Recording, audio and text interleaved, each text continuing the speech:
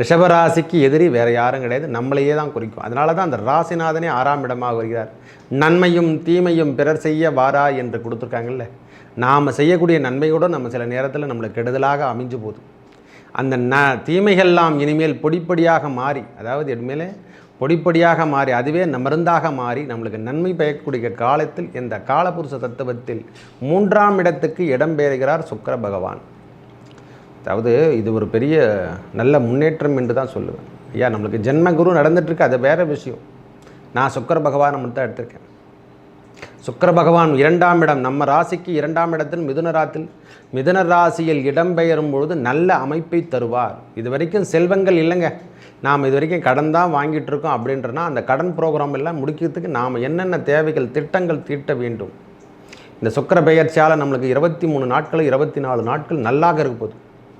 24 நாட்களே நல்லாக இருப்பது.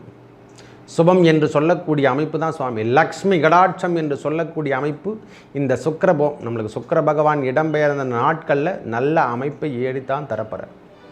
இது வரைக்கும் கொடுக்கல் வாங்கலில் இருந்து வந்த பிரச்சனைகள் விலகும் ஐயா, கண்டிப்பாக விலகப்போ. விக்னேஸ்வராய நமக. வெற்றிவேல் முருகனுக்கு அரகரோகரா.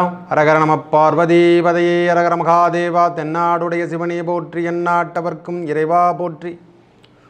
உங்கள் அபிமான அனந்தலை வாழ் ஜோதிடர் வேலாயுதத்தின் நன்றி கலந்த வணக்கத்தை தெரிவித்துக் கொண்டு இந்த பதிவினை காண இருப்பது என்னவென்றால், சுக்கிர பெயர்ச்சி 15/6/2024 முதல் 7/7/2024 வரை நடைபெறும் சுக்கிர பெயர்ச்சி. அதாவது காலபுருஷ தத்துவத்தில் 3ஆம் வீடான மிதுனத்தில் இடம்பெயரும் சுக்கிர பகவானால் ஏற்படக்கூடிய பலாபலங்களை பார்ப்போம் வாருங்கள். எனது அன்புள்ளம் கொண்ட ரிஷபராசி நேயர்களே, ஐயா, நம்ம ராசிநாதனே சுக்கிர பகவான் தான். இந்த சுக்கிர பெயர்ச்சி இடம்பெறக்கூடிய மாதம் வருகின்ற சுக்கிர பெயர்ச்சி அவர் இடம்பெயரக்கூடிய காலங்களை நாம் முன்னெடுத்தாவே போதும். ராசிநாதன் எங்கே இடம்பெயர்கிறார் அதுதான் தேவை. நம்ம ராசிநாதன் தான் முக்கியத்துவமாக எடுத்துக்க வேணும். ராசிக்கு 2ஆம் அதிபதியும் முக்கியம்தான், ராசிநாதனும் முக்கியம்தான், இல்லைன்னே சொல்லு. ஏன்னா ரிஷப ராசிக்கு முக்கியத்துவம் வாய்ந்த சுக்கிர பகவான் அவர் தான் எல்லாத்துக்கும் அதிபதி. அவர் தான் 6ஆம் அதிபதியாகவும் வராரு. நம்மளுக்கு 6ஆம் அதிபதி என்று சொல்லக்கூடிய தொழில், அதாவது நமக்கு எதிரி நாமளே தான், வேறு யாரும் கிடையாது. ரிஷபராசிக்கு எதிரி வேறு யாரும் கிடையாது, நம்மளையே தான் குறிக்கும். அதனால தான் அந்த ராசிநாதனே 6ஆம் இடமாக வருகிறார். நன்மையும் தீமையும் பிறர் செய்ய வாரா என்று கொடுத்துருக்காங்கல்ல. நாம் செய்யக்கூடிய நன்மையோடு நம்ம சில நேரத்தில் நம்மளுக்கு கெடுதலாக அமைஞ்சு போகுது. அந்த தீமைகள்லாம் இனிமேல் பொடிப்படியாக மாறி, அதாவது இனிமேல் பொடிப்படியாக மாறி அதுவே மருந்தாக மாறி நம்மளுக்கு நன்மை பயக்கக்கூடிய காலத்தில் இந்த காலபுருஷ தத்துவத்தில் 3ஆம் இடத்துக்கு இடம்பெறுகிறார் சுக்கிர பகவான். அதாவது இது ஒரு பெரிய நல்ல முன்னேற்றம் என்று தான் சொல்லுவேன். ஐயா, நம்மளுக்கு ஜென்மகுரு நடந்துட்டுருக்கு, அது வேறு விஷயம். நான் சுக்கிர பகவானை மட்டும் தான் எடுத்திருக்கேன். சுக்கிர பகவான் 2ஆம் இடம், நம்ம ராசிக்கு 2ஆம் இடத்தில் மிதுன ராசியில் இடம்பெயரும் பொழுது நல்ல அமைப்பை தருவார். இது வரைக்கும் செல்வங்கள் இல்லைங்க, நாம் இது வரைக்கும் கடன் தான் வாங்கிட்டு இருக்கோம் அப்படின்றனா அந்த கடன் ப்ரோக்ராம் எல்லாம் முடிக்கிறதுக்கு நாம் என்னென்ன தேவைகள் திட்டங்கள் தீட்ட வேண்டும். இந்த சுக்கிர பெயர்ச்சியால் நம்மளுக்கு 23 நாட்கள் 24 நாட்கள் நல்லாக இருக்க போகுது. 24 நாட்களே நல்லாக இருப்பது. சுபம் என்று சொல்லக்கூடிய அமைப்பு தான் சுவாமி. லக்ஷ்மி கடாட்சம் என்று சொல்லக்கூடிய அமைப்பு இந்த நம்மளுக்கு சுக்கிர பகவான் இடம்பெயர்ந்த நாட்களில் நல்ல அமைப்பை ஏறித்தான் தரப்பற. இது வரைக்கும் கொடுக்கல் வாங்கலில் இருந்து வந்த பிரச்சனைகள் விலகும் ஐயா, கண்டிப்பாக விலகப்போ. இது வரைக்கும் கொடுக்கல் வாங்கலில் இருந்ததோ கல்வி சார்ந்த விஷயங்களில் ஈடுபடக்கூடிய தன்மைகள், இது வரைக்கும் காலேஜ் போய் நான் சேர்க்கல ஐயா, அட்மிஷன் கிடைக்கல, எனக்கு எதுவுமே கிடைக்கல, எனக்கு படிப்பில் பெரிய பிரச்சனைலாம் ஏற்பட்டிருக்குன்னா இனிமேல் அந்த தொந்தரவு விலகக்கூடிய காலங்கள். மனதில் இருந்து வந்த தன்னலமற்ற சேவை, அதாவது நாம் இப்படி தான் வாழ்க்கையை வாழ்ந்துக்குவோமோ அப்படின்ற ஒரு எண்ணங்கள் உருவானதில்லவா போன மாதம்லாம், அந்த எண்ணங்கள்லாம் மாறி நல்ல செயல் திட்டத்தோடு நாம் வாழப்போகிறோம். இனிமேல் இப்படி வாழ்க்கையில் நாம் என்னென்ன செய்யணும் செய்யக்கூடாது என்ற எண்ணங்கள் முதல்ல கணக்கு நாம் போடும். ஏற்கனவே கணக்கில் நீங்கள் புலி, அது வேறு விஷயம். ரிஷபராசி பொறுத்த வரைக்கும் 2ஆம் அதிபதி புதன் என்பதாலையும் 8ஆம் அதிபதி குரு என்பதாலும் அவங்களுக்கு மேக்ஸோ சயின்ஸ் எல்லாமே சூப்பருங்க. இந்த கணிதவியல் என்று தான் சொல்லலாம், அவங்கள கணித மேதை என்று சொல்லலாம். அவங்களுக்கு அந்த அக்யூரேட்டு பேஸ் மட்டம் எதுவானா இருக்கட்டும், உடனே ஒரு 10 பேர் இருக்காங்கன்னா நீ அந்த வார்த்தை சொல்லிட்டாங்கன்னா ஐயா ஒரு கணக்கு கொடுத்தாங்கன்னா அவங்க உடனே டேலி போட்டு கையில் போட்டு கொடுத்துருவாங்க. அவ்வளோ ஷார்ப்னஸ், இந்த கம்ப்யூட்டரை விட வேகமாக செயல்படக்கூடிய தன்மை.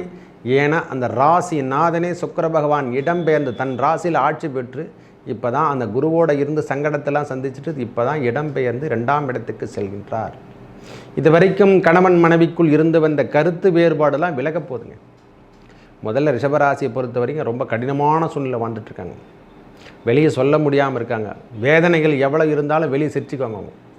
ஏன்னா அது மாதிரி நபர் அவங்க. எதையும் தனக்குள்ளே அடக்கி கொள்ளக்கூடிய பக்குவத்தை உடையவர்கள் ரிஷபராசிக்காரங்க. எதுவுமே எரிமலையே வெடித்தாலும் அவங்க கிட்டேருந்து நீங்கள் எதையுமே கேட்க முடியாது. அவ்வளோ ஷார்ப்னஸாக இருப்பாங்க, நீட்னஸாக இருப்பாங்க. எச்செயலும் இனிதென்று நடந்து கொள்ளக்கூடிய நபரும் ரிஷபராசி தான். எதையும் தாங்கும் வலிமை உள்ளவரும் ரிஷபராசி தான். அந்த சுக்கிர பகவான் அல்லவா அவருக்கு அசுர குரு அல்லவா. தேவகுரு வேற ஒரு அசுர குரு. அசுர வளர்ச்சி என்று சொல்கிறாங்கல்ல, ஒரு மனுஷனுக்கு திடீர்னு பார்த்தா அசுர வளர்ச்சியாக வளர்ந்துட்டாருங்க. அந்த அசுரகுரு கொடுக்கக்கூடிய பலாபலங்கள் 2ஆம் இடத்தில் செல்லும் பொழுது லக்ஷ்மி கடாட்சம் தாங்க கிடைக்க போகுது. இது வரைக்கும் கடன் பிரச்சனை தீர்க்க முடியாமல் இருந்து கொண்டு இருக்கும் ரிஷபராசிக்கு இது ஒரு பெரிய நல்ல ஆஃபரான ஒரு காலம் என்று தான் எடுத்துக்கணும். இந்த காலத்தில் நான் குறிப்பிட்றேன்னா நன்மைக்காக தான். நல்ல அமைப்பு வரப்போகுது, நம்மளுக்கு நல்லது நடக்க போகின்றது முதல்ல சொல்ல கற்றுக்கணும் ஐயா.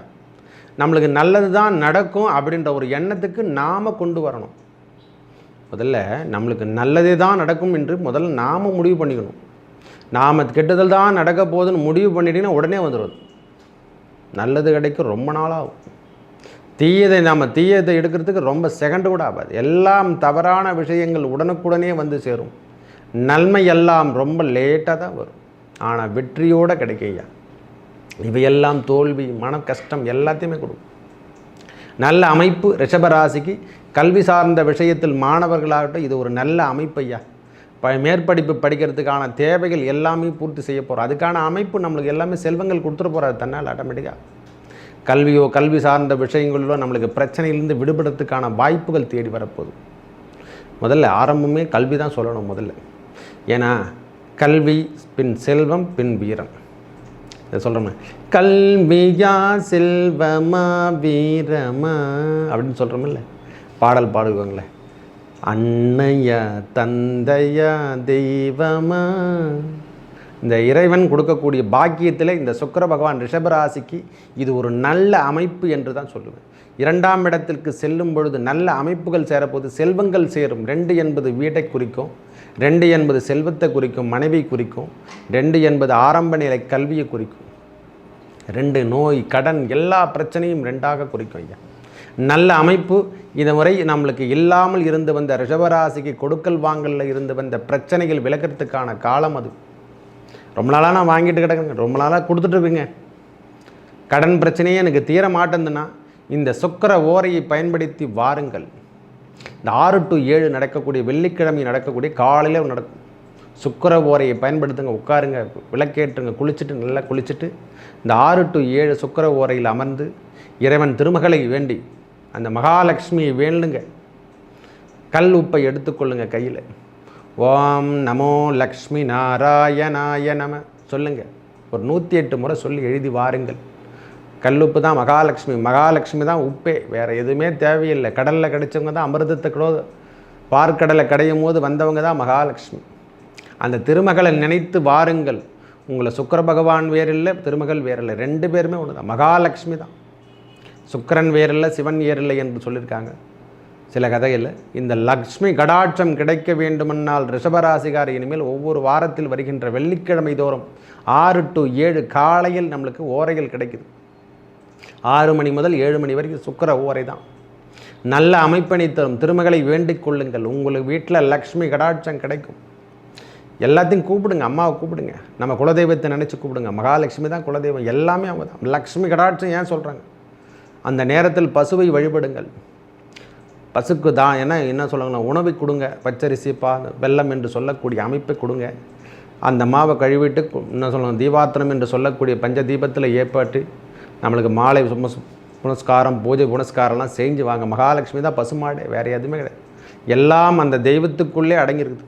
பசுவின் உள்ளே எல்லாம் தெய்வங்களும் அடங்கி உள்ளது. அந்த தெய்வத்தை வணங்குங்க. உங்கள் வீட்டில் லக்ஷ்மி கடாட்சம் கிடைக்கக்கூடிய காலங்களாக இந்த சுக்கிர பயிற்சி நன்றாக இருக்க போது ரிஷபராசி நல்ல அமைப்புங்க. இந்த வாட்டி அந்த 2ஆம் இடத்திலிருந்து 8ஆம் இடம் என்று சொல்லக்கூடிய இடத்தை பார்க்குது. நோய் நொடுகளை தீர்க்கக்கூடிய காலங்கள், கடன் பிரச்சனையை தீர்க்கக்கூடிய காலங்களாக அமையும்.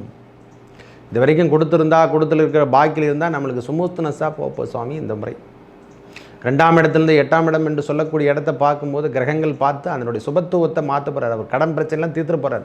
செல்வத்தை கொடுத்து அந்த பிரச்சனையில்தான் தீர்த்து வெளிவர போகிறார். ரிஷபராசிக்கு இது ஒரு முன்னேற்றம் தரக்கூடிய காலங்களாகவும், மேலும் கடன்களை வாங்கக்கூடிய பாக்கியம், அதாவது இது வரைக்கும் ரொம்ப நாளாக கடன் வாங்க சுற்றி வாங்கிட்டு இருக்குங்க கடன். இந்த கடன் பிரச்சனையை தீர்க்கறதுக்கு எதனா ஒரு பேங்க்கில் லோனோ எதனா ஒன்று குறைந்த வட்டியில் நாம் வாங்கி அது சேங்ஷன் ஆகி நம்ம கையெழுத்து போட்டு எல்லாத்தையும் ஃபில்லப் பண்ணி இந்த 23, 24 தேதிக்குள்ளே நம்மளுக்கு எல்லா ஒரு அமைப்பையும் கொடுத்து நம்மளுக்கு செட்டில்மெண்ட் பண்ணி நிம்மதியான ஒரு வாழ்க்கை தரத்தை கொடுக்க போகிறார். இந்த சுக்கிர பெயர்ச்சி நன்றாக அமைந்து உங்கள் அதாவது எப்படி சொல்லுதுன்னா, உங்கள் பிரச்சனையிலேருந்து நீங்கள் வெளிவர போகிறீங்க. கல்வியும் செல்வம் என்று சொல்லக்கூடிய அமைப்பு, வீரம், இது வரைக்கும் இல்லாமல் இருந்து வந்த மனதில் இருந்த தன்னம்பிக்கை, தைரியம் போயிடுச்சுங்க நம்மகிட்ட. ஒரு பயம் இருந்ததுன்னே இருக்குது. நம்ம ஒரு பயம் இருந்துன்னே இதில் அந்த பயமெல்லாம் இப்போ இருக்காது. அந்த பயமெல்லாம் வெளியே சென்று விடுவது. வாகனங்களை வாங்கக்கூடிய பாக்கியங்கள் கிடைக்க போகுது. இந்த வண்டி வாகனங்கள் சேர்க்கை பெறக்கூடிய காலங்களாக ரிஷபராசிக்கு திருப்பி முன்னெடுக்க போகுது. இந்த காலம் எல்லாத்தையும் வீட்டுக்கு தேவையான செல்வங்கள் சேர்க்கறதுக்கு, ஐயா வீட்டுக்கு தேவையான அளவுக்கு செல்வங்கள் சேர்க்க போகிறோம். இந்த மறைமுக பத்திரம் என்று சொல்கிறோம் இல்லை, இந்த ஒரு இடத்த ஃபிக்ஸ் பண்ணி நம்ம ஒரு இடத்த வாங்கிட்டு அதில் நிலபுலம் சேர்க்கை என்று சொல்லக்கூடிய ரிஷபராசிக்கு இது ஒரு நல்ல அமைப்பு என்று தான் சொல்லும். சுக்கிரன் இடம்பெயரும் பொழுதெல்லாம் அந்த பாக்கியத்தை கொடுக்க போகிறார். சின்னதாக ஒரு 1/4 கிரவுண்டோ 1/2 கிரவுண்டோ நாம் வாங்கி போட போகிறோம். நம்ம பேரில் அதாவது ஒரு ஃப்ளாட்டாவது வாங்கி வைப்போம். ஐயா இந்த பாக்கியம் இந்த நேரத்தில் கைகூடக்கூடிய காலங்களாக அமையும். இந்த கோச்சார ரீதியாக வர கிரகங்களுடைய தன்மையும் நாளுக்கு நல்பலங்களையும் கொடுக்கும். ஐயா தெரிஞ்சுங்கோ. கோச்சார ரீதியாக வரக்கூடிய குரு பகவானாகட்டும், சுக்கிர பகவானாகட்டும், சனி பகவானாகட்டும், எல்லாமே நற்பலங்களை தரக்கூடிய அமைப்பு தரும். இதுவும் முழுமதி நிலவு என்று சொல்லக்கூடிய பௌர்ணமி சந்திரன் அமைப்பு தான். சுபரல்லவா சுக்கிர பகவானும் நம்மளுக்கு சுகபோகத்தை கொடுக்கக்கூடிய காலமாகவும் இந்த 24 நாட்கள் நன்றாக இருக்கும். நல்லா இருப்பது, அதில் எந்த குறைபாடும் கிடையாது. செல்வங்கள் சேர்றதுக்கோ, லக்ஷ்மி கடாட்சம் கிடைக்கிறதுக்கோ, வீட்டில் நம்மளுக்கு சுப நிகழ்ச்சிகள் நடக்கிறதுக்கும், திருமணம் சார்ந்த விஷயங்கள் முன்னெடுத்து நடக்கிறதுக்கு, முக்கியமாக திருமணம் சார்ந்த விஷயம் நன்றாக கை கொடுக்கும். ஐயா இந்த காலத்தை பயன்படுத்துங்க. திருமணம் சார்ந்த விஷயமோ திருமணமோ நம்மளுக்கு முடியக்கூடிய தருணமாக இந்த காலம் அமையப் போகிறது. நல்ல அமைப்புங்க. இதில் எந்த விதமான மாற்றம். பெண் பிள்ளைகளுக்கு இது ஒரு நல்ல ஒரு காலம். காதல் செய்யக்கூடிய நபர்களுக்கு திருமணம், காதல் திருமணம் என்று சொல்லக்கூடியவர்களுக்கு இந்த மாதம் திருமணங்கள் நிறைய கைகூடி வரப்போகுது. இந்த ஆண்டே அதை குறித்து தான் போயிட்டுருக்கு. ஏன்னா பகவான் அமர்ந்திருக்கும் இடம் சுக்கிரனோட வீட்டில் தான் குரு பகவான் அமர்ந்திருக்காரு. அவர் இடம்பெயர்ந்து 2ஆம் இடத்துக்கு செல்லும் போது திருமணம் சார்ந்த விஷயங்களில் நல்லாக ரிஷபராசிக்கு இது ஒரு முன்னோட்டம் தரக்கூடிய காலங்களாகும். திருமண தோஷங்கள் விலகக்கூடிய காலங்களாகவும் இந்த காலம் அமையும். நல்ல அமைப்புங்க. இந்த 24 நாட்களும் நல்ல அமைப்போட ரிஷபராசிக்காரங்க வாழ தான் போகிறாங்க. ஐயா எனக்கு எதுவுமே கிடையாது, இந்த லாட்டரி சீட்டு யோகம் இதெல்லாம் எதுவும், இந்த முறை அந்த பாக்கியங்கள் கிட்ட போகிறது. எனக்கு அதில் மேலே நம்பிக்கை கிடையாது, இருந்தாலும் சொல்கிறேன் நல்ல அமைப்பில் ரிஷபராசிக்காரங்க வாழ தான் போகிறாங்க. இந்த 24 நாட்கள் நல்ல முன்னேற்றம், தொழிலாகட்டும், தொழில் சார்ந்த விஷயங்களாகட்டும், வேலை சார்ந்த விஷயங்களில் நல்ல அமைப்பு. சிறுதொழில் செய்கிறவங்களுக்கு இது ஒரு நல்ல அமைப்பு சுவாமி. நல்ல மகசூல் என்று சொல்கிற மாதிரி விவசாயம் சார்ந்த விஷயங்களுக்கும் நல்ல மகசூல் கிடைக்கக்கூடிய காலமாக இந்த காலம் அமையும். பிரிவினை, கணவன் மனைவிக்குள் இருந்து வந்த பிரச்சனைகள் தீர்த்து, கணவன் மனைவியே ஒற்றுமே இல்லை, ஒரே வீட்டில் இருக்கிறவங்க டைவர்ஸ் எல்லாம் போயாச்சு, விடுங்க அதெல்லாம் வேணாம் தேவையில்லை அப்படின்னு போகிறவங்களுக்கு கூட இந்த சுக்கிர பகவானால் நல்ல அமைப்போடு சேர்ந்து உங்கள் வாழ்க்கை தரத்தை உயர்த்தி காட்டக்கூடிய காலமாக இந்த சுக்கிர பெயர்ச்சி அமையப் போகிறது. இந்த பிரச்சனையிலேருந்து நாம் வெளிவரத்துக்கு இது ஒரு முதல் படி என்று தான் சொல்லலாம். ஒரே வார்த்தை. இப்போ ஓராண்டு பலனை சொல்லிவிட்டாங்க. ஒரு ஆண்டு பலத்தில் சுக்கிர பகவான் என்ன கொடுப்பார், இதெல்லாம் சில விஷயங்கள் நாம் தனிப்படுத்தி கேட்கும் போது தான் அந்த அமைப்பெல்லாம் நல்லா வருதா இல்லையான்னு தெரியும். குருவை சனி பகவான் எல்லாத்தையும் கொடுத்துட முடியாது. மாத கிரகங்களும் கொடுக்கணும், சுக்கிர பகவானும் கொடுக்கணும், எல்லாமே கொடுத்தா தான் நம்மளுக்கு எல்லாம் கிடைக்கும். 6 சுவை உணவு என்று சொல்கிற மாதிரி 9 சுவையும் நம்மளுக்கு கிடைச்சாதான் நம்மளுக்கு எல்லாமும் கிடைக்க போகுது. இந்த சுக்கிர பகவானால் ரிஷபராசிகாரங்களுக்கு தன்னிலை உயர்ந்து, அதாவது நாம் வெளியூர் செல்லக்கூடிய பாக்கியம், இது வரைக்கும் நம்ம வீட்டிலே இருந்தால் வெளியூர் போய் நம்ம ஜாலியாக கொஞ்ச நாளைக்கு இருந்துட்டு வர போகிறோம். அந்த வாழ்க்கை தரத்தை உயர்த்தி நிம்மதி என்று சொல்லக்கூடிய அமைப்பும் இந்த 24 நாட்கள் கிடைக்கப் போகிறது. மேலும் நல்லதெல்லாம் நடக்க அந்த எம்பெருமான் நாராயணன், லக்ஷ்மி நாராயணனை வழிபட உங்கள் வாழ்வில் ஏற்பட்ட துன்பங்கள் விலகி நல்லதே நடக்கும். நன்றி, வணக்கம்.